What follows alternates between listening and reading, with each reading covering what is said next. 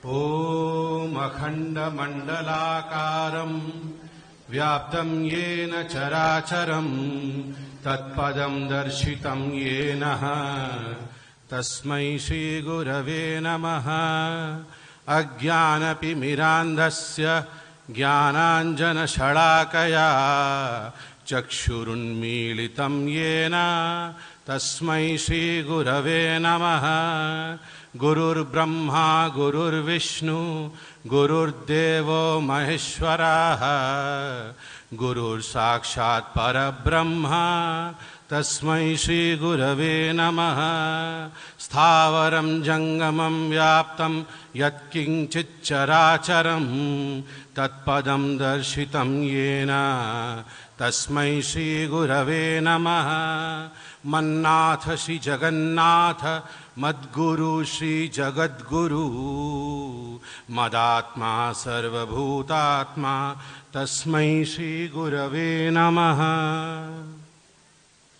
जय जगन्नाथ, जय मां बिमला, जय ऋग्वेद पूर्व मान्य श्री गोवर्धन पीठ और सर्वोपरि गोवर्धन पीठ के आदरणीय जगत गुरु शंकराचार्य मेरे गुरुवर, जिनका आज 83rd प्रकटोत्सव है। आज हम सबको उनका सानिध्य प्राप्त हुआ। ऐसे महान विभूति उनके चरणों में बैठने का सौभाग्य हमें प्राप्त हुआ। मैं उनके चरणारविंदों को कोटि कोटि नमन करता हूं, प्रणाम करता हूं। ये मेरे लिए, मैं तो अधम हूं, बहुत छोटा सा हूं, बालक ही हूं।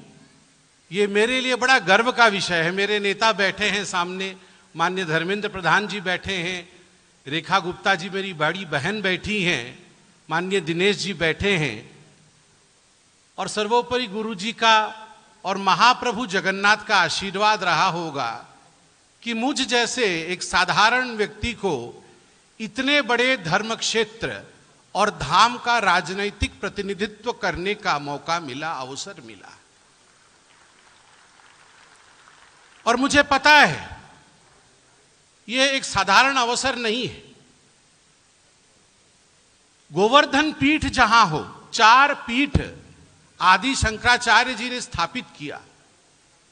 कर्नाटक में श्रृंगेरी है, द्वारकाधीश है गुजरात में, ज्योतिष मठ है उत्तराखंड में, और गोवर्धन पीठ उड़ीसा के पुरी में है।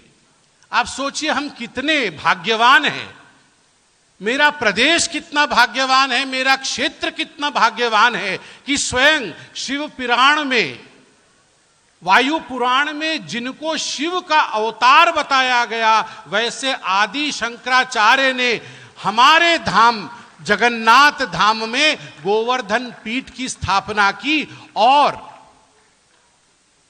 कितने गर्व का विषय है, करपात्री जी महाराज का हाथ जिनके ऊपर हो, करपात्री महाराज जी का जिनका आशीर्वाद जिन पर हो, आज वैसे शंकराचार्य जी के चरणों में पूजन करने की हमें योग्यता मिल रही है, इससे बड़ी बात नहीं हो सकती।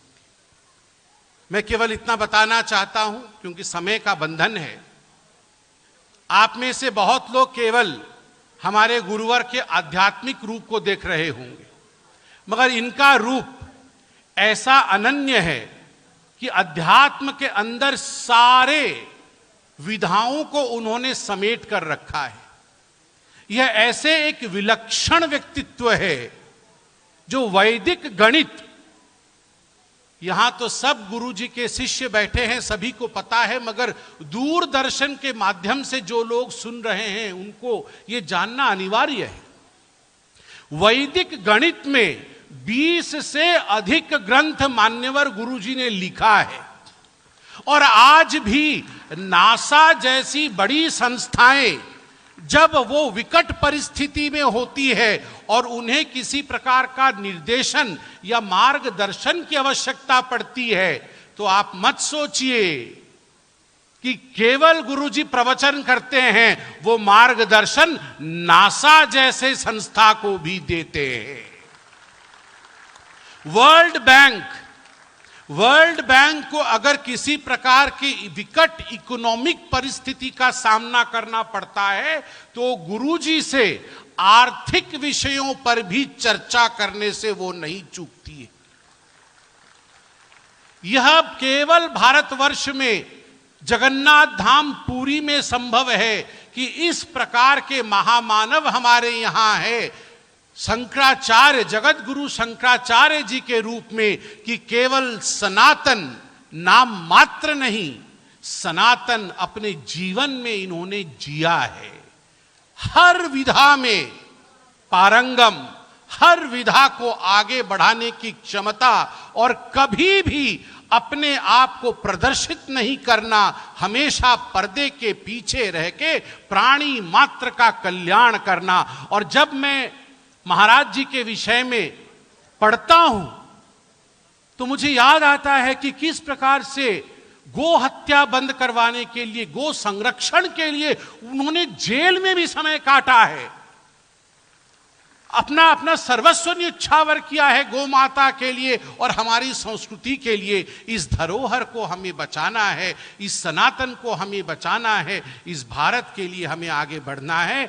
मैं अंत में एक बात, यहां गुरुजी भी उपस्थित है और माननीय मुख्यमंत्री जी भी उपस्थित है।